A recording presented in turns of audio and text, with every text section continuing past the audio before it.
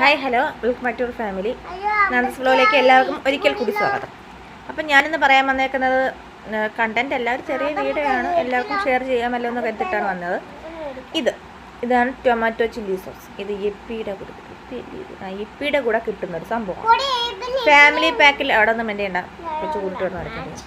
Family പാക്കിൻ്റെ യിപ്പിയുടെ family പാക്കിലാട്ടോ അത് കിട്ടുന്നത്. ഇത് കൊച്ചു കുട്ടികൾക്ക് കൊടുക്കാതിരിക്കാൻ ശ്രമിക്കുക. കാരണം മറ്റുള്ള സോസുകളെ പോലെയല്ല, നല്ല എരിവാണ്, നല്ല അന്തങ്കട്ട എരിവാണ്.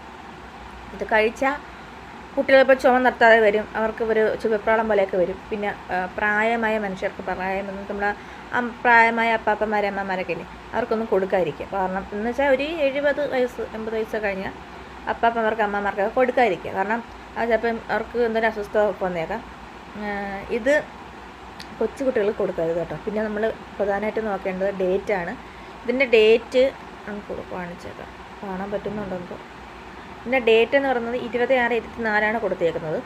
ഡേറ്റ് നമ്മളിപ്പോൾ ഇതിൻ്റെത് മാത്രമല്ല, ഏതൊരു സാധനം എന്തോ ആവട്ടെ, അത് എന്തെടുത്താലും നമ്മൾ ഒരു ടാബ്ലറ്റിൻ്റെ എടുത്താലും നമ്മളതിൻ്റെ ഡേറ്റ് നോക്കിയതിന് ശേഷം മാത്രമേ നമ്മൾ കഴിക്കാവൂ.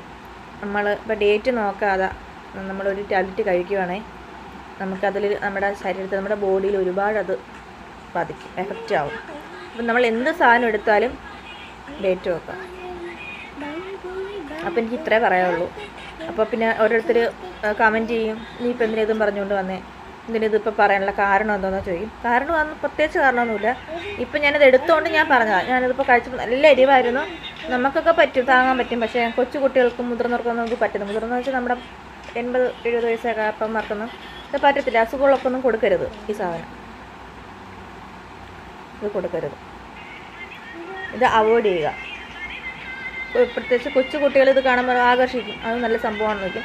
നമ്മുടെ സാധാരണ സോസ് പോലെയല്ല, ടൊമാറ്റോയും ചില്ലിയും കൂടെ ചേർന്ന് നല്ല എരിവാണ്. അപ്പോൾ ഇത്രയേ ഉള്ളൂ. ബൈ.